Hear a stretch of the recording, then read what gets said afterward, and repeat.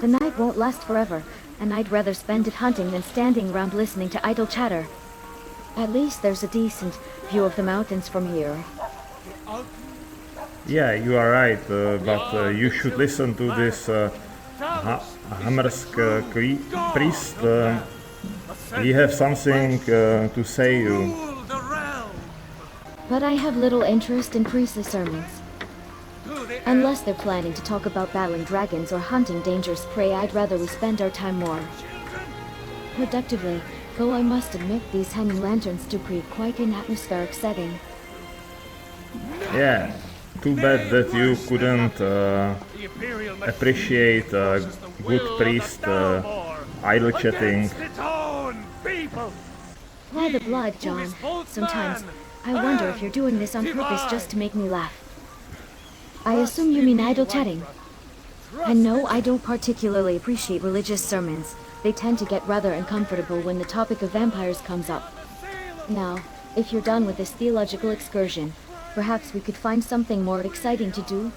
Yes, we just tend to repeat the same sermons over and over like a wool turning. That's what zealots do. They get stuck on their favorite passages and preach them endlessly. Yeah, that's it. He preached his teaching endlessly, and it's repeatedly said again and again.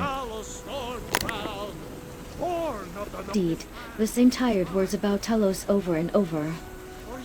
At least when I repeat myself, it's usually about something exciting like hunting or combat. Not that I mind the shade these temple columns provide, but shouldn't we be doing something more thrilling than listening to this endless sermon? There are bandits to hunt, dragons to slay, or even some blood to drink if you're feeling generous. You mean my blood for your drinking, not my drinking, I suppose. And yes, some of our group members enjoying this preaching of Heimsker. That's hot. Oh yes, your blood has quite the unique flavor. What of tomorrow? What then? Do the elves take your homes? Your businesses? Your children? Your very lives? Selina? Come, children. I think you misunderstand what vampires are capable of, John. We don't reproduce like mortals do. Our intimate encounters serve different purposes. The only children I'm interested in are the ones whose blood might sustain me, though I try to avoid such prey. Now, shall we move on to something more interesting than discussing reproduction?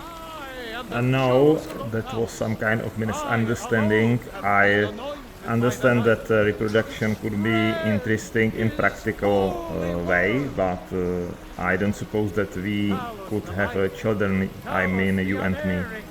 No, John, we cannot. I am undead. My body is frozen in time, incapable of creating new life. But I find it oddly touching that you've given thought to such things. Though I must say I much prefer our current arrangement, hunting together, sharing blood, and passion without the complications of mortality. Complications of mortality, I understand. To have children could cause some complications for us. Exactly. For I love you. I love. Yes, exactly. Our bond is unique. We share battle, blood, and passion. It's far more exciting than mundane mortal concerns. Though I must say, standing here listening to Heimsker's endless preaching is making me restless. Perhaps we should find somewhere more private, away from all these prying eyes. The sun's position is starting to make me uncomfortable anyway. Yeah, I understand, but the Heimsker told me that he loved me and I want to hear more. You know, it's not very often that someone tell me that is in love with me. For example, you didn't told me that whole time. John, you beautiful fool. Heimsker isn't declaring his love for you. He's preaching about his love for Talos. And as for me, I show my feelings through actions, not words. I've shared my bloodthirst with you, fought at your side, protected you in battle, and shared passionate nights. Yeah, I understand now. It's a practical kind of love in actions, not in words, like Heimsker love for Talos. Maybe I also more into practical way of love. Hiding in the field. That's hot first, it's love, not laugh, my dear confused Nord. And Heimsker, yes, that's his actual name, is professing his love for Talos, not you.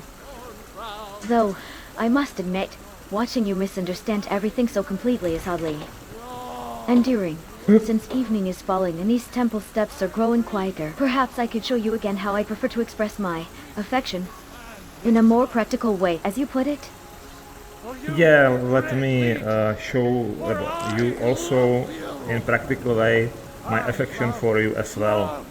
If you are into that, let's find some shade and enjoy in love in each other.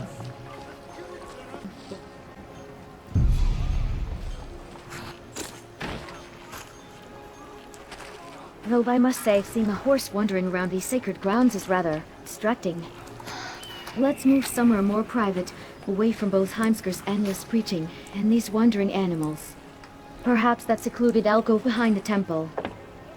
Yeah, you know, we already settled on the ground and enjoy that place with some preaching eyes, but down on the ground we are almost hidden from them.